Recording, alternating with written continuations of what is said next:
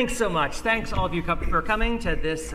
It's actually the 5th in our series, because we started with 0, counting up. The 5th in our series, which is indeed covering the 4th edition of Dungeons & Dragons. My name is John Peterson. I study the history of RPGs and war games. And I was supposed to be accompanied up here by Mr. Peter Atkinson, who, of course, runs the show for us here. Unfortunately, yesterday he came down with COVID.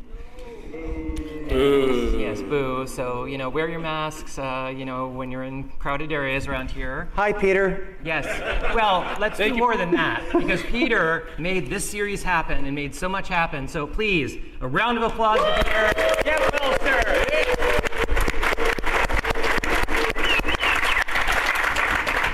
And I should say, actually, that this is the panels we're doing live here at Gen Con that we have been doing, and this is the third to last. Second to last, third to last. We've got a few more to go today. These are a continuation of a streaming series, actually, that Peter did on Gen Con TV on Twitch, which you can still watch. There are plenty of QR codes around this building that you can find, in which we played all of the editions of Dungeons & Dragons from the original up to 5th. And what we're doing here today is more of a retrospective history panel with this in person, live for all of you. We also, as part of the 50th, have done a little D&D museum. For those of you that have not yet discovered it, if you just go upstairs, go up the escalators, make a left, get to where the hamster trail is that goes to the west end. It's right there. You can't miss it. You will see a number of things there. We have little cases for each of the editions, including one for 4th edition, which has some playtest material and cool things like that you can at least look at under glass. So, I am joined today by 2 of the pivotal figures behind the 4th edition of Dungeons & Dragons. I will allow them to introduce themselves, but let me start with Mr. Rob Heinsohn. Hello, my name is Rob. I started gaming in 1974 with the Brown Box. Actually, I started with Mike Carr's Fight in the Skies in 1972. So I was pretty excited to be at the Zeroth and see him up on stage yesterday. And I worked at various companies with crazy names, like Chaosium and Daedalus and Eclectic, and Wizards of the Coast, which is a really strange name if you think about it. Before we get to introducing Andy, I just want to ask a couple quick questions. Can I do it? I think I have a guess. Given the cheer that was starting at the beginning, how many of you have played 4th edition in the last year or run it? Okay, well that's me too, actually. Yeah, thanks to Peter. So all right. And how many have you played other editions also all the time? All right, cool. I wanted to know. All right, I know the audience. Over to you, Andy. Thanks, Rob. I'm Andy Collins. I've not been playing since 1972 because I'm not quite as old as Rob. Snap. I have been playing. I am still old. I have been playing since 1981. The Blue Book rule set that I received for my birthday from an uncle who had no idea what he was getting me into at the time. But thanks, Ralph. Yeah. So. Yeah, they've been making games since '98, so all right. Which seems like a long time ago. I know. So first of all, tell us both how it is that you came to be in the employ of these oddly named Wizards of the Coast. Start with Dan. I snuck in through a side door, basically. My mother and a friend of hers owned a toy store in the 80s, which started, when they bought it, had a gaming section that was about an inch wide, about 3 or 4 of those old softcover modules. My brother and I quickly convinced her that she needed to order a lot more. Fast forward 12, 14 years later, this guy shows up from Wizards of the Coast at our store asking us if we want to run Magic in our store. Nobody had done that before. This is 1995, and we're like, okay, sure. And about 6 months later, they were like, this is working well, we need to expand. And, in the meantime, I had volunteered to drive the paper results of our league and the other stores in the area back up and down. Because it was 1995, we still worked on paper at that point. I volunteered to do that so that the Wizards guy didn't have to. And that was my way of sneaking in and becoming invaluable. That's a lesson for anybody who wants to get in anywhere, is find a way to make yourself super useful. And then they realize they can't live without you. They expand and go, well, we'll just hire you. You already know what we're doing. This is easy. 'Cause nobody wants their jobs to be hard. If you can make somebody's job easy, do it, because it'll pay off. But when specifically did you then get involved in the design, development, and so on of D&D? Yeah, well, I joined Wizards in the hopes that after a couple years I'd be good enough to apply to TSR. That was really where I wanted to be. Wizards was this tiny little startup, whatever, it's cute. I did not know that. And then Peter went and bought the company for me, which was super nice of him. I didn't have to move to Wisconsin. It just really worked out. So yeah, I started updating my resume that day and eventually convinced somebody that I was actually an editor and knew how to edit role-playing game materials, and shifted over in '98 and then started designing stuff and just kept moving up, getting bigger and cooler projects. And yeah, I understand we had our panel yesterday on third edition. Mm-hmm. You know, when we were talking about who worked on 3.5 that was sitting up here with us. And I don't believe that Jonathan Tweed, who I actually spot, I believe, in the first row of the audience behind these glaring lights, raised his hand, nor did Bonnie Cook. But because we can't see the audience, Andy was raising his hand. I was back there about 20 rows. I can't even see like the back row. Because of course I thought he was talking to me, not the people on stage. Nice. Designers and egos. Very much. So Rob, tell us your story of how it is that D&D was in your future there. In my future. How it was in the future that was. Okay, the future that was. I had to make up the rules of D&D with a war game called, by Charles Grant, called the Napoleonic War Game, because I could not understand the rules when I first got them. So I started by making my own rules and using artillery templates for fireballs and things like that, because that's what I had. I didn't have dice.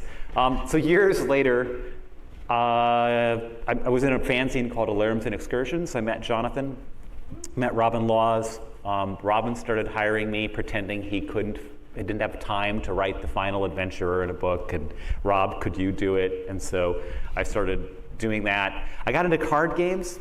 Magic got published by WotC, and my wife Lisa, who had essentially been supporting me as I attempted to try, early writer, making exactly as much money as early college student,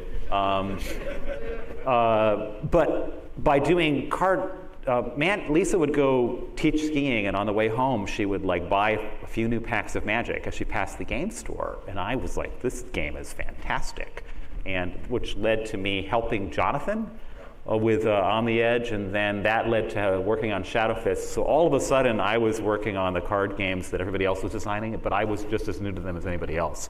So I started getting hired, and eventually I think I had a friend who was applying to Wizards. I don't think I've ever told the story, so might as well tell new stories. I had a friend who was applying to Wizards, and they needed help on the test a little bit. They were like, this game design test I want to talk about. And Jonathan had always told me that I should not work at Wizards because I was way too confrontational. He's not entirely Which, in the end, turns out to be true.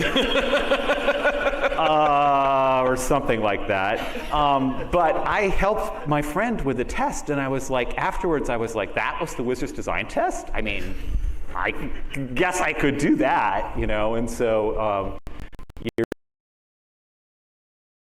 later, after working other jobs, I ended up at Wizards.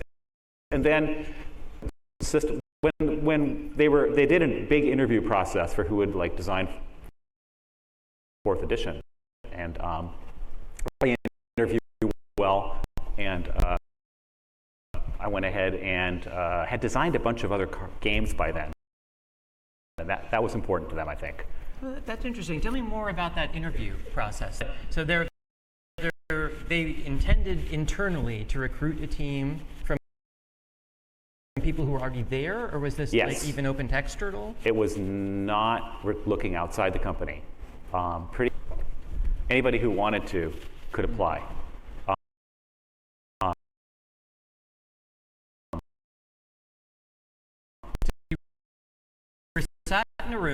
in a chair with lights about this bright in your face. I believe that Mr. Jonathan Tweet talked me into applying in a certain sense because. Can we get a chair for this guy? Yeah. Jonathan's right down there.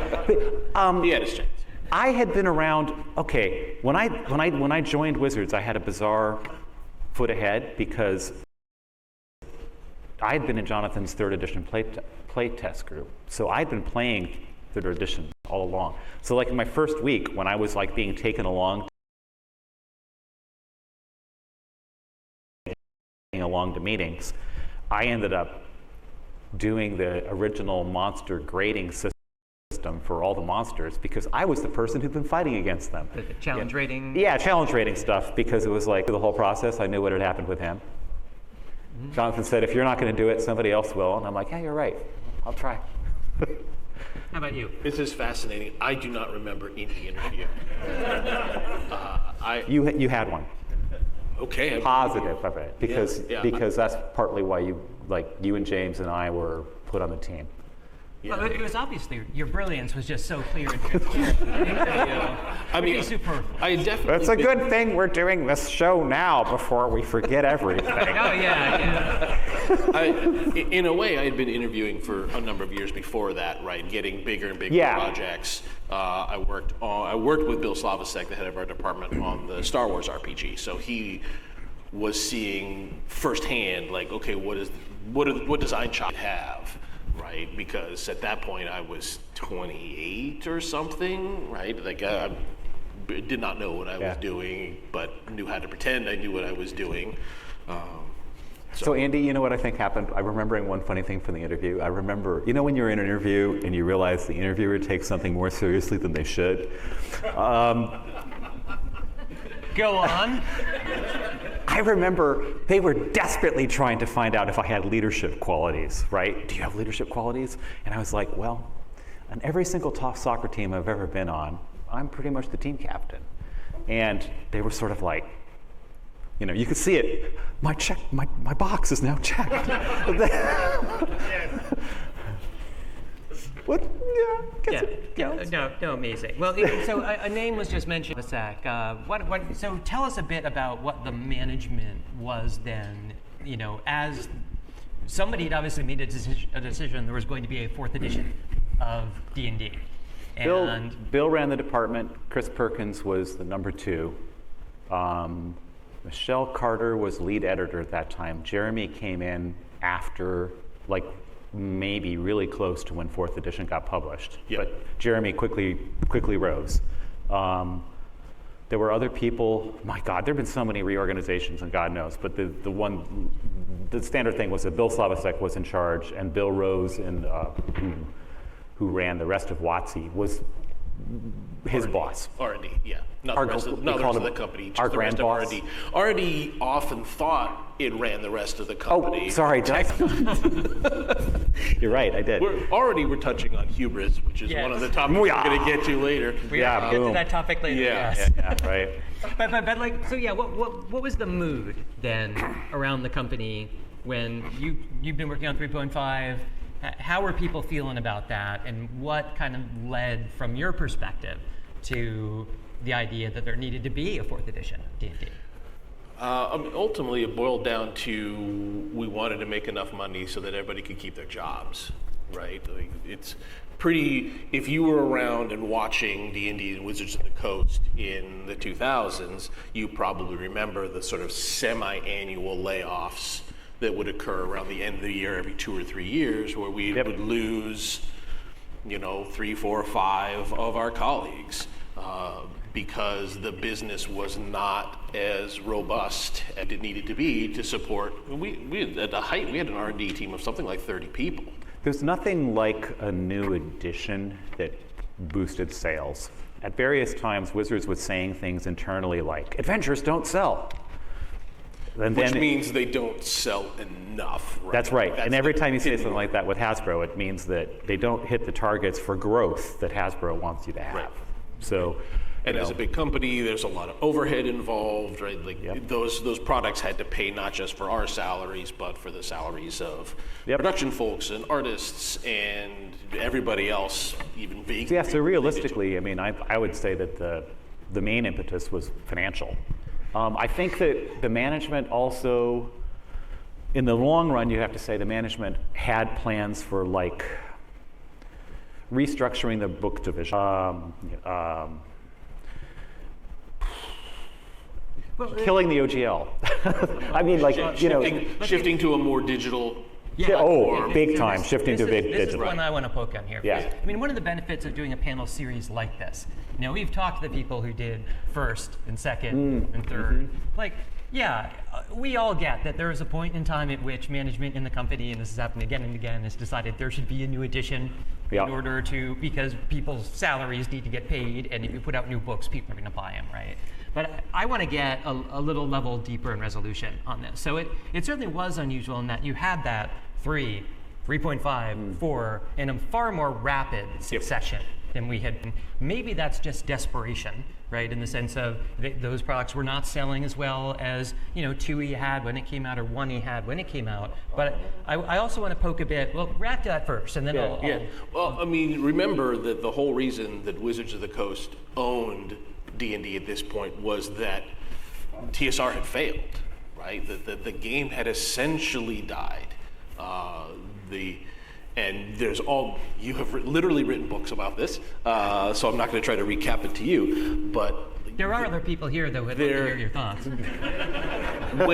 When a company goes through that sort of an experience, a little feedback here, sorry, that breeds a concern of we don't want that to happen again, right? Second edition ran its course, and I won't say second edition led to the end of TSR. That's not true. But from a business model, D&D was becoming less and less financially sound. And then Wizards bought it and revitalized it with third edition. It was great. For a while, it was super successful. It energized the fan base, sold a ton of players' handbooks, sold a lot of other books as well, but then started to drift down again. And I think a lot of people went, oh God, it's happening again. Yeah. Well, let me draw. And one of the designed goals that we were told right at the beginning was that we needed to make the game friendlier for people who would make computer games about it. And the Wizards of the Coast management was of World of Warcraft in a subscription model, really envious, and wanted, honestly, with the management, I'm going to use the word against all odds, believed that it was going to pry loose the rights for Dungeons and Dragons and be able to make computer games on its own. Right, because those have been sold off. Those have been sold off, right. But they believed, like all actions were taken in an optimistic standpoint that we will acquire those and we'll be able to make games. So at the same time, the company, because of World of Warcraft envy, started looking, I don't really know the impetus, but also started looking at Gleemax. And if the audience is, how many people, raise your hand if you really know what Gleemax is? I see a few. I'm so sorry. A few, not so many. Yeah, exactly. Gleemax was the be-all and end-all of digital. Oh, Andy, let's talk like Gleemax existed. Okay, so Gleemax was amazing because you could go to one place and you could buy every game you wanted to and play every game you wanted to and have all the forums you wanted to, and there was a perfect Dungeons & Dragons video table on it. And Wizards of the Coast created it, even though they didn't know how to create computer games. But it wasn't. It was more of like an AOL of D&D. Yeah, it was. Right? It was Steam and Facebook and It was rooms. Steam. Yeah, all those things together. Digital tabletop, character creator. I all consider those Facebook the AOL of our era. So. Nice. Yeah. I mean, and the idea wasn't a terrible one. No. But we didn't have the skill set as a company. But we believed how hard could it be. Like I didn't believe this. I didn't even know. But there were lots of people who were like, yeah, of course, how hard could it be? We made magic. Yeah. Hubris. Yeah. And, the show of hands of those people, whether you're enthusiastic about 4th edition or not, today or then, show of hands for people who played WoW, World of Warcraft. Pretty substantial overlap, I might say, with people who raised their hands for 4th edition. So, I mean, there's a sense in which, of course, WotC must have wanted to have the agility to build a system that was, going to feel fresh and contemporary and in line with what gamers wanted. I was one of those poor inveterate WoW players. In November of 2004, I was on a 0-day server. And indeed, you might say that propelled a lot of my work I subsequently did about system history. And just because at that time, especially as the 2000s wore on and the brand had become perhaps a bit more moribund, we'll be getting to that in a moment, just seeing the technologies that were present in WoW and understanding their analog roots was like super important. But even beyond GleeMax, let's narrow down to the VTT for a second. In part because, of course, VTT is not an idea that has exactly gone away. In fact, between the time of Peter contacting me to be on this panel and now, I have rejoined Wizards of the Coast, working on the virtual tabletop, trying to build. They needed somebody to build cool D&D experiences and look at the game through the lens of how to present it on a digital environment. Somebody who knew D&D inside and out, but had also spent time working computer games. And I'm like, well, that sounds like fun. So yeah, technically I'm back here as a representative of Wizards, although I should point out all opinions are mine and mine alone. And if there's any questions you don't want to answer about VTTs in connection with this, we all understand because of this precipitous change in circumstances. Right, and if you do want to hear about the future VTTs, I'll do this pitch right now. We do have a panel tomorrow afternoon. I think it's at 1 o'clock. There's a panel where we're going to talk about the future of the virtual tabletop for D&D. Chris Kao and Cale Stutzman, who are my boss and grand boss, are going to be here. Not here, but somewhere here, talking about that. No, I caught their gig on Wednesday. The preview. Awesome. But now let's flip it back to the 4th edition era. Back to 2008. What was the VTT gonna be? Like, let's leave aside GleeMax. We know GleeMax is hubris. I saw Andy's face make the same thing as mine. I mean, the weird part about it was, okay, as an example, okay, first I want to answer your question seriously, then I want to answer what your question I really think. Okay. So, by all means. Seriously, it was supposed to be the best experience for anybody to go ahead and be able to play. We were told, oh my God, that's right. It would be, we did things so that it would be exactly like playing face-to-face. And the crazy-ass thing about that is, there was even an idea that the exact same miniatures had to be available. Right. So explain DDM, because this may be something people aren't familiar with in the 3.5 era. Well, Dungeons & Dragons Miniatures was a competitive, it was simultaneous. It was a project that I worked on for years. Chris Pramus and Jonathan and Scaff, Elias and I had all worked on Chainmail. And then we turned that into Dungeons & Dragons Miniatures, which was a way to sell pre-painted plastic in collectible boxes, so that you had different rarities, and Dungeons & Dragons players got what they wanted, more or less. I mean, they got what I gave them. And competitive players using point system played at Gen Con and many other conventions on maps to in a competitive framework of a D20 rolling war game. But it also had the seasonal dimension. Oh, absolutely. And so in a sense, I've always looked at it like kind of cloning the Magic release system. So this is let's take the way we market Magic. Can you speak a little more to that, or? Or I can. If you we can. Well, I mean, the weird thing is, Organized Play ran it, so they adapted their frameworks for it. In a weird way, I would say the end of Dungeons & Dragons Miniatures as a competitive game was when Dreamblade came out, and OP decided we only have the resources to support one competitive miniatures game. So the resources for the D&D miniatures went away, although we were still making the miniatures. Go ahead. What is curious to you about the seasonal aspect? I mean, again, just that it was the collectible dimension to it, the notion that expansion packs, you get base packs, kind of like your starters, that you get, and then we get these expansion packs that were released seasonally, would have different monsters that were applicable potentially to different adventures, all to fit into that kind of WPN, So I think I don't know if I'm going far afield on this, but the strange thing is that Magic Online at that time also maintained the idea that you, if you wanted to, really could get, that every, the gold standard, every Magic card that was digital needed to be supported by an actual card that you could get if you wrote to Wizards. and that the server, like that was for Magic Online, was limited to a small number of players. They only had, because of what it could handle, they only had one server because they believed that the game had to model, Magic had to model the fact that in the real world, anybody could play anybody. Well, you can't have multiple servers because then multiple people can't play each other. So Magic Online deliberately limited itself to a tiny fraction of the amount of money it could have made for more than a decade. Meanwhile, Dungeons & Dragons Miniatures inherited that on the virtual tabletop. So there was all this strange thinking about, all one server, all one planet, please. Its name is Gleemax. I mean, I think that was part of what was going on.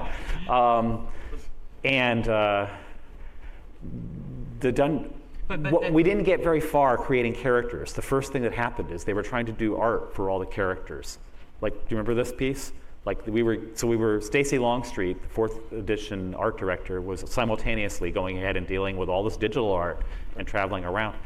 But at some point, somebody smart, I don't know who, looked at the rate we were getting characters done. Right. We could see these really cool 3D models that they had built. I mean, because basically we were trying to copy the World of Warcraft character generation system. Like, oh, I can mix and match all these sorts of elements on my character. And then we realized, okay, we're going to have to do that. That was great. That was beautiful. Now we have to do it 10,000 more times. Right. There was no 3D printing at this point, right. like in the way there is today. So it just became an issue of scale. It looked like it was going to take 20 years. More than anything else. To like do it at the rate we were doing things. It just literally wasn't going to happen. So there were pieces of the project like that literally looked impossible. But because everybody still had marching orders to go ahead and finish things, other pieces of the project continued forging forward, and then, pay no attention to the people who have fallen behind the curtain. But yeah, I mean, I think the key takeaway from that, again, is that the VTT strategy was grounded in in the roots of DDM, and that synergy with Magic is what informed a lot of the way. And I've seen the mock-ups, and I wish we had a slide projector. We could put one up, of what the VTT would have looked like. There was and dynamic looked like lighting. Little minis with bases that were just like the DDM minis that are on a battle grid, right, where you move it just like it's a battle grid. They weren't technically just like the DDM minis, and I can say that for a couple crazy reasons, because while everyone else was finishing 4th edition, my job as a DDM guy was to create the DDM the miniatures that were for the virtual tabletop, which were new, which were using 3D modeling instead of 3D modeling wasn't very good then. But my point was more, that models may not have been exactly. Yeah, they really looked like it. They looked like it. Yes. They looked like they had. Oh yeah, they looked like they had a base. Yes. They were meant to function exactly like D&D miniatures. Yes. Right. I mean, it wasn't showing you a goblin running in through the corridor. Right? It was like a little mini of a goblin that was rendered as a 3D model. Yeah, right? That's right. Yeah. Yep. Although the lighting was dynamic, I think one of the things is it looked really good right from the start. That was the part about it that I think sold everybody. I think it looked so beautiful. So. Yeah, so in light of that, the decision to make mechanics for 4th edition D&D that would be applicable to the VTT. Yep. This is like the biggest question, right? Did the cart drive the horse here or what? And, was it really that you had this broader mandate to have this alignment with the Magic team to be able to get, a miniature experience on battle grids, that could transfer to that? To what degree were the 4E rules, were there guardrails around it that had to fit that? Certainly the later years of 3.5 show the company moving and committing much more heavily to miniatures and grid-based combat, right? The miniatures were doing pretty well for us. Yep. It was a new revenue stream. Like, oh, this is great. We're giving people the minis they've always wanted, and we're doing pretty well with it. So let's continue to encourage their use with the game. And 4th edition was sort of another step in that direction. Okay, we're really going to commit to using minis and playing on a battle grid. And, yeah. For example, right. And like the idea of like, hey, maybe we don't need the battle grid. No. We want to sell battle mats. Mm-hmm. So the production plans. Dungeon tiles and poster maps. Dungeon tiles, poster maps, miniatures, partly the structure of the. I remember that when 4th edition got published, there was the series of martial power, arcane power, primal power, and so on. That sort of idea to go ahead and make those, in my opinion, and I'm not sure Andy fully agrees with me, but to make those power sources really, really important was partially driven by the idea that that's how we'll organize splat books.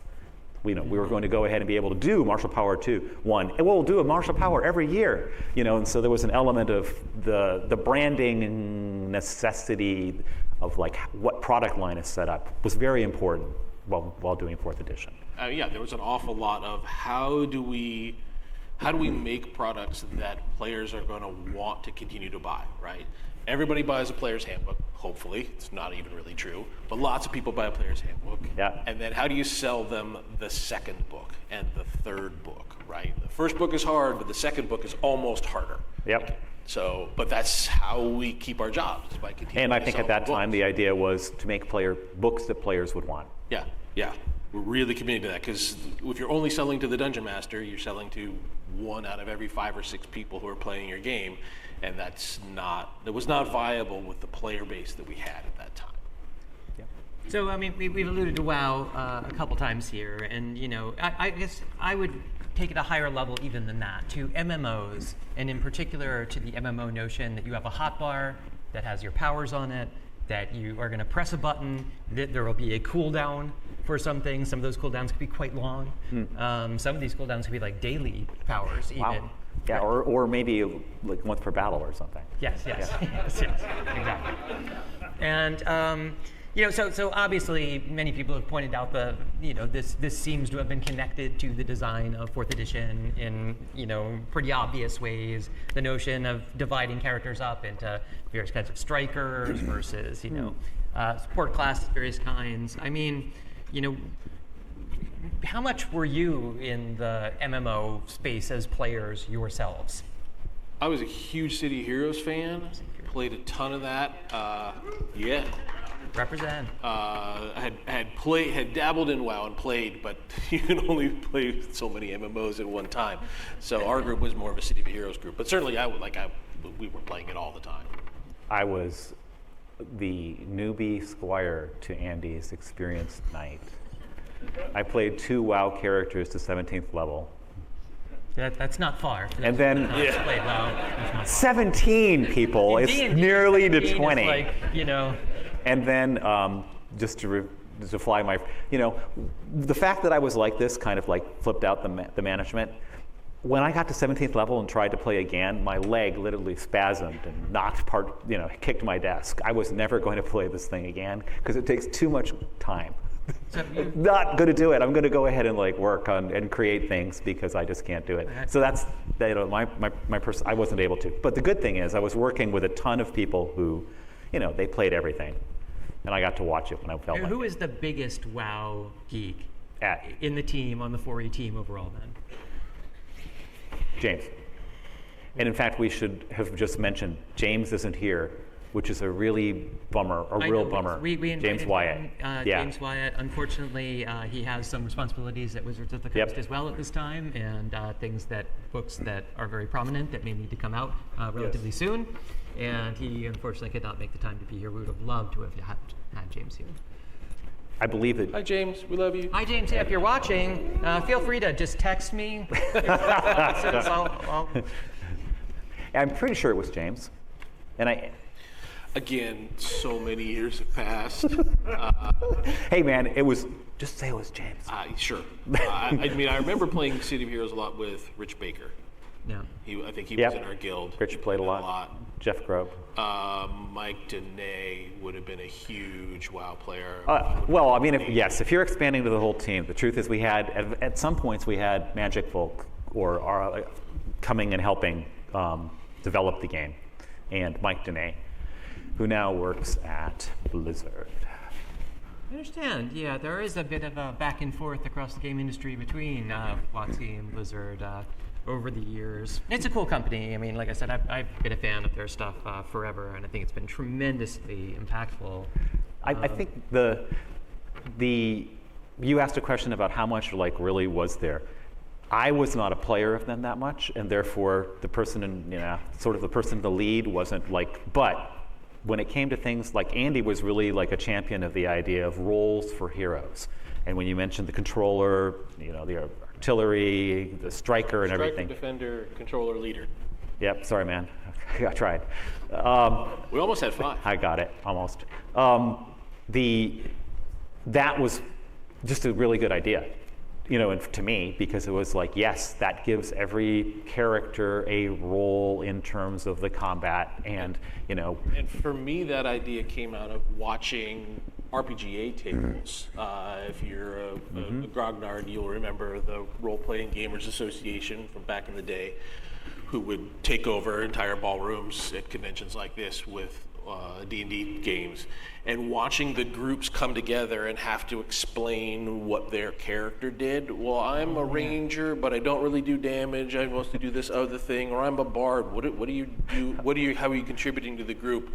And that, to me, that just seemed weird, to not be able to sum up your character and the core of your contributions in a way that other people could understand. Oh, this is how we assemble a good party, particularly for people who aren't super experienced with the group. Well, what happens if you play with all rogues? Well, I mean, you can do it, but being able to explain and understand the strengths and weaknesses of classes using a categorization system rather than reams of paragraphs felt like a strong move for the game. And that's tapping into a piece when you say a strong thing for the game.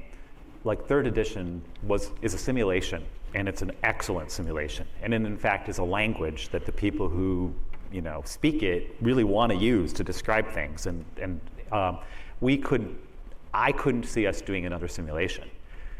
We chose a path towards the game.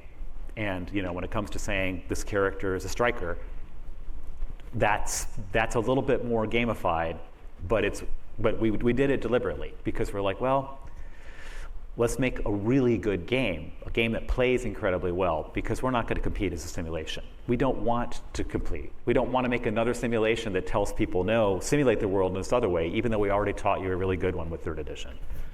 So when we did the Gen Con streams, I actually played as a PC in one of them in Zeb's 2E game. And we picked characters randomly. I got the fighter. I've got 7th level weapon proficiency. I've got 2 strikes around. Yeah. And every round, if this were a computer game and I had a hotbar, I'd have one button to press. Swing my sword. Swing my sword. And this, I think, is something that 4E. Now we could.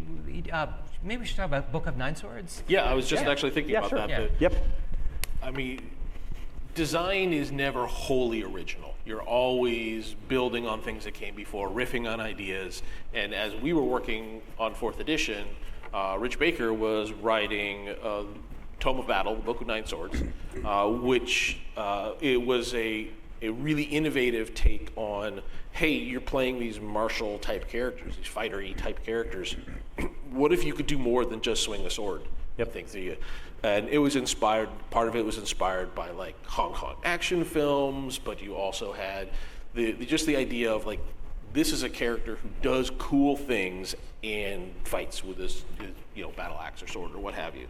And it introduced a lot of the ideas of weird, interesting powers and rechargeable things and stuff like that before 4th edition even came out, right? It sort of was a snapshot of what 4th edition was at that moment. It was like, that was what we were playing as 4th edition right then. And it morphed a bit, but yeah. So, and Rich also did a couple classes that weren't what 4th edition was. So Jonathan likes to say that this is all because of how much I resent what happened to my 6th level dwarven fighter in his Elisambra 3rd edition game. When in 6th level I realized the only reason I'd been at all effective in recent battles was that I'd chosen the right magic items. Oil of slipperiness, who knew? And I was like, I'm not gonna sit here and watch the wizard do all this stuff again and again and again, and just be I swing my axe, And so I started playing a half gnome, psychic warrior, half dragon It was. But I mean, it gets more dramatic. I mean, when you think about, okay, now, if I'm playing a fighting class in 4th edition, Yep. I have like healing surges. And, Yep. There are things that are now on my hotbar, Yep. basically, as a player. And I mean, I think in 5th edition has inherited like quite a bit of that DNA. Would you not say? Quite a bit. Wait, Some. 35%? Is that? I don't know. You would argue for less? I'm not enough of an expert to be able Yeah, to it's quote right. you I'm sorry. Yeah, go ahead. Yeah, I'm not. But yeah, you're right. I think it. I think it actually does Pathfinder 2 inherited more of the DNA. We're going to talk about Pathfinder in a minute. All right. it grounds it in a little more of sort of an old school simulationist approach. Almost conceals the gaminess of it. I don't mean that in a pejorative you're way, right. It does. But just yeah. it couches in a language that was much more familiar and friendly to longtime D&D players. But yeah, there's rechargeable powers in there. They use the concept of the short rest. There aren't healing surges, but they're hit dice, which are an awful lot like Pretty much them. like it. Yeah. So Yeah. Apologies. No. I mean, again, I'm trying to. I'm sort of like people who knew 5e, like it's to show that this is not right. I mean, the job of people who do what I do is to find the connections that go through this, right? And like how. Well, to a certain ideas extent, I think evolve 5e turned more than I expected towards earlier versions and not third. Yeah. And I mean, I would say that 5e did not use things that came from third either in a weird way. It's like I expected more of that. But Pathfinder and Why don't we talk about Pathfinder? Let's. It's a bit of an elephant in the room. So, I mean, what was the mood after 4e came out? I guess internally in Wizards, how was management, like senior management? Were they happy about sales direction? early on, Yeah, I'd say yes, definitely. right? Yeah. I mean, I was actually talking about this earlier this weekend. The last time that I was at a Gen Con during the Summer Olympics was 2008. Oh, nice. When 4th edition won any award that it could win. My favorite story from that weekend was at the end of the ceremony, we had this giant stack of medals, like they were gold and silver medals, just like Olympics. And we needed to take them someplace that night because we couldn't get into our booth to show them off. So I just said, I'll just take them all to my room and bring them down. So the next morning, I was going to just put them all in a bag and bring them down, but I'm like, no, let's strut a little bit, right? So I put them all on. Like 8 gold and silver medals all hanging from like 20 pounds. And I walked down the hallway and I'm feeling super proud. Like this is a game that I put 3 years into and like, look at this, people are liking it. Standing from the elevator, doors open, some guy right there who I've never met before and don't know this person just looks me straight in the eye and goes, "Hey, Michael Phelps."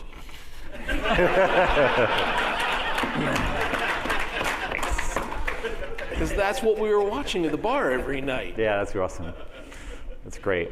And yeah, so the public, when you would go out in public afterwards, people were like, "Thank you so much. Thank you for your service." Sometimes. Yeah. I mean, realistically, oh God. One of the stories that I love to tell, and maybe won't tell in explicit detail, is that in 2 occasions I got to hear a game store employee talk themselves out of a relationship with a beautiful young woman who really was interested in them because the woman played 4th edition and was in a campaign she loved. And the man was on a rant on 4th edition, just to the extent that, and it happened once in South Center Mall, and I thought, well, that was weird. And then I went down to the Game Matrix in Tacoma, and I was back in the stacks because they had all the old games and no one could see me, and it happened again. And I was like, okay, well, metaphor landed, you know. But so But, clearly, yeah, but, let's leave that. Yeah, what do you want? Where it was, yes. Clearly, there was a bit of a, there was a moment when the 3.5 community, obviously, felt like there was still an audience for that material there was- in a vital Wizards community tried around it. the Wizards management tried to prevent 4th edition from having a OGL SRD, and largely succeeded because although technically there was one, it was under such horrible conditions at first that no one except one person who I don't remember who they were signed it. And it took 6 or 7 months, 8 months, 10 months before people actually began to, oh, I guess it's okay now. And so that was a hugely disappointing thing. And if you had told the team, here, let me speak, let's find out if this is true. If you had told me that we were going to try to kill the OGL and SRD, I would have advised doing a very different game in some way. Yeah, I mean, come on. Like, we had everybody lined up, other companies, including Paizo, there were people flying in. They had reservations. They were coming to a weekend seminar on how to design and run and play 4th edition. And that's when management struck and canceled it. And the brand manager walked into it was one of those times the brand manager walks into my cube and says, what? And so, and then what happened is exactly what you would expect. Like the truth is the OGL, like it just so happened that nobody competed with Paizo. Like Paizo was skilled enough and big enough to go ahead and do it themselves, and everybody else was like, well, I guess Paizo's got it. Yep. We're just given our 5-minute mark here. I guess, the main thing I want to ask, looking back on all this, and we did this, as I said, is our 5th of these little seminars. I do not recall hearing a cheering section at the start of any of these where people were going, fourth.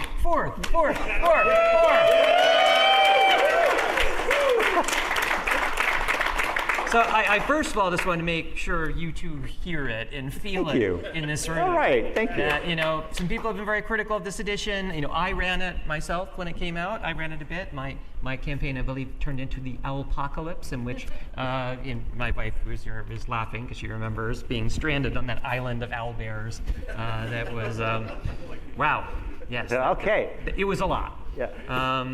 But I just want to make sure that you feel the love here for it. And before we go, I also wanted to give you an opportunity to talk about what you're doing now. You've said a bit about what you're doing now already, but what you've done since. Maybe what was the path after your work at Wizards that has now brought you circuitously back to it? Back in 2010, I was one of the victims of those semi-annual layoffs as the company was looking to shed some salary. At that point, I had risen up to be the manager of half the department, and they probably decided, well, maybe we only need one of those. I don't know. But at that point, I had already been considering what should be my next move, right? I've just worked on 3.5 and wrote the player's handbook, and then I worked on 4th and wrote that player's handbook. And at a certain point, you just start getting handed projects that you've written before. Like, oh, I could write a Draconomicon again. That I could see that was not going to give me the creative excitement that I needed. So I'd already been talking about, like, do I leave? Do I leave this greatest job I've ever had? Where would I go? Well, then I got the opportunity to leave and ended up in computer games, right? Because that was sort of the next frontier, right? There's no place bigger than D&D to go if you want to write tabletop RPGs, particularly in 2010. But okay, computer games. So I ended up doing narrative design work.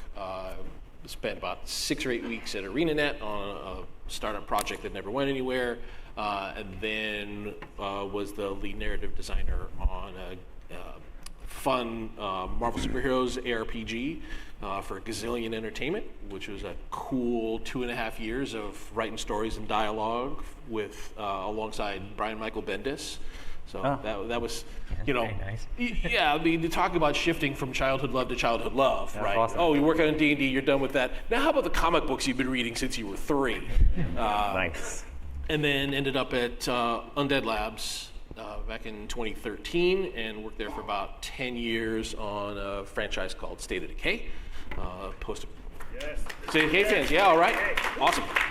Yeah, built a team of freelance writers to write, 50,000 lines of dialogue and crafted story arcs and things like that.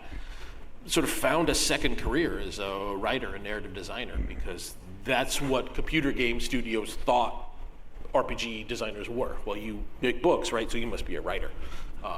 So ended up kind of, multi-classing for the next 14 years.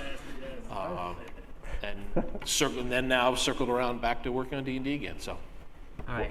In the few seconds we have left, Rob, here's the rundown. Made a company with a friend named Jay Schneider, who was a guy who did Duels of the Planeswalkers at WotC. Worked on Jonathan with 13th Age, which we're now doing. Amazing game. Okay. A little bit of streamlined 4th edition. The 2nd edition is in the works and is still on Kickstarter because Kickstarter changed its policies to still accept backing after the campaign's end. And I also do lots of card games. Ones that are coming out are Armello, and there'll be a new one from Upper Deck at some point next year. And so I'm staying busy almost like I was a freelancer, except that supposedly I also have my own companies. So yeah.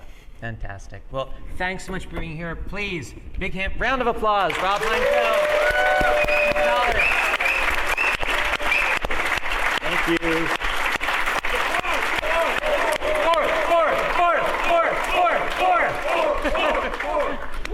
I didn't see that. That's awesome. All right. All right. Thank you, everyone. If you have your yellow wristband, stick around for 5E. These guys are alcohol. You can check it, but I do Yes.